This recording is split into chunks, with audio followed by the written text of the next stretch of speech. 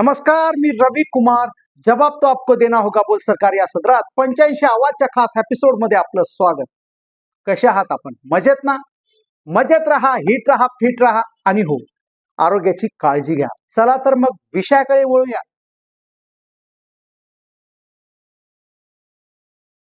काल मोबाईल पाहत असताना आणि नाशकामध्ये ज्यावेळी भाजपचे कार्यकर्ते, निष्ठावंत कार्यकर्ते हे तुम्ही आता आयारामांना प्रवेश देऊ नका म्हणून छाती बडवून भाजपापुढे विनवणी करत होते, त्याच वेळी एक फोटो सोशल मीडियावर प्रचंड व्हायरल झाला.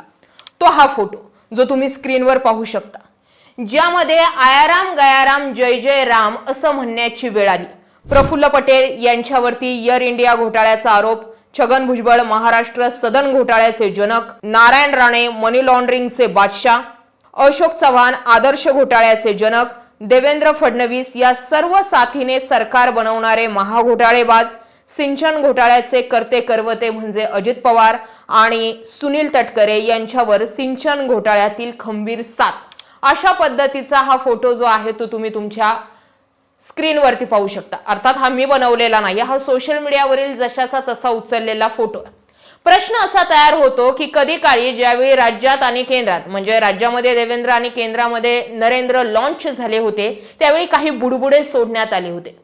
त्या बुडबुड्यांमध्ये अजित पवारांचा सिंचन घोटाळा होता, अशोक चव्हाणांचा आदर्श घोटाळा होता, प्रफुल्ल पटेलांचा एअर इंडियावरती घोटाळा झाल्याचा आरोप होता, छगन भुजबळांवरती वेगवेगळे आरोप होते. हे सगळे आरोपांवरती बोलताना भाजप असा दावा करत होते की बघा, आमच्याकडे कसे सगळे साधू संत आहेत आणि समोरच्या पार्टीमध्ये कसे भ्रष्टवादी नेते.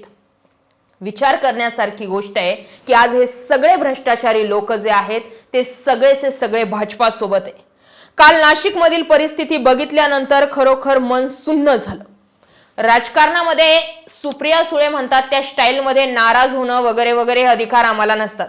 त्या विषयावरती आपण सेपरेट बोलूयात की काकांनी नेमकं कसा गेम केला आणि काकांच्या गेमला लेकीची साथ नेमकं कशी होती, तो विषयावरती आपण सेपरेट बोलूयात. पण आज भाजपच्या अजेंड्यावरती बोलणं गरजेचं आहे. भाजपनं आपल्या पक्षामध्ये जे जे लोक घेतले, जे जे कार्यकर्ते घेतले, जे जे नेते आणलेत, मंत्री आणलेत, त्यासाठी साम दाम दंड भेद हा सगळा फॉर्म्युला वापरला. ज्यावेळी तुम्हाला महाराष्ट्रामधील विधानसभा निवडणुका जिंकायच्या होत्या त्यावेळी तुम्ही हिंदू हिंदू हिंदू हा मुद्दा उचलला. ज्यावेळी तुम्हाला मुंबईचा महापालिका जिंकायची आहे त्यावेळी तुम्ही परप्रांतीयांना जवळ करतायत. जर तुम्ही आम्हाला निवडून दिला नाही तर मुंबईचा महापौर कोणीतरी खान होईल असे वेगवेगळे वल्गना केल्या जात आहेत. आजपर्यंतच्या शिवसेनेच्या इतिहासात महापौर पदावरती कोणीही खान बसलेला नाहीये. हा, पण आता जर मुंबई महानगरपालिका भाजपच्या ताब्यात गेली तर एखादा परप्रांतीय नाहीतर गुजराती नक्कीच आणि नक्कीच महापौर दिसू शकतो. तिकडच्या लोकांनी म्हणजे मुंबईमध्ये परप्रांतीय लोकांनी काय त्यांच्या टॅगलाईन वापरल्यात माहितीये? बटोगे तो फिर पिटोगे. इकडून संदीप देशपांडेंनी म्हटलंय मराठीचा अपमान करताल तर नाही बटोगे फिर भी पिटोगे. अशा पद्धतीचं वक्तव्य जे आहे ते दोन्ही बाजूने केलं जात आहे. पण प्रश्न असा तयार होतो की महाराष्ट्रात नव्हे तर देशात महासत्ता बनत चाललेला भाजपा हा पक्ष, वन साइड मॅच जिंकणारा भाजपा हा पक्ष, सगळीकडे आपली सत्ता स्थापन करणारा भाजपा हा पक्ष फोडाफोडीच्या इतक्या खालच्या स्तरावर का आलाय? भाजपचे 131 आमदार आहेत. 131 आमदारांच्या अंडर ज्या ज्या नगर परिषदा येतात, महानगरपालिका येतात, लढू द्यायच्या होत्या, पण नाही, तरीही फोडाफोडी करावी लागते. नाशिकमध्ये काल झालेले पक्ष प्रवेश धक्कादायक होते. भाजपचे निष्ठावंत म्हणत होते यांना प्रवेश नको, आमचं काय, आम्ही तुमच्या सतरंजा उचलल्यात, आम्ही तुमची लोकसभा काढून दिली आहे, आम्ही तुमची विधानसभा काढून दिली आहे, आम्ही जिथे जिथे समोरच्यांनी अटॅक केलाय तिथे तिथे आम्ही डिफेंड केले, आम्ही आमच्या अंगावर गुन्हे घेतलेत, आम्ही चुकीचं होत असताना सुद्धा भाजपचे कार्यकर्ते आहोत म्हणून डोळ्यावर पट्टी बांधून बसला, आमचं काय? भाजप म्हणते तुमचं काय नाही, आधी यांचं होऊ द्या आणि मग तुमचं पाहू द्या. म्हणजे कार्यकर्ते फक्त सतरंजा उचलायलाच का? एकनाथ शिंदेंनी 2022ला बंडखोरी करून जवळजवळ 50-51 आमदार सोबत घेतले, अभूतपूर्व यश मिळवलं, तरी सुद्धा भाजपनं सत्ता येऊन आपली सत्ता येऊन ठाकरेंना धडा शिकवून सगळं व्यवस्थित सुरू असताना सुद्धा अजित पवारांना फोडण्याचा प्रयोग केलाच. ते भाजप आहे. ते भाजप तोपर्यंत राजकीय गणित सोडवत राहतं जोपर्यंत त्याची वजाबाकी किंवा बेरीज ही आपल्या जुळणीनुसार होत नाही किंवा शेवट 0 उरत नाही.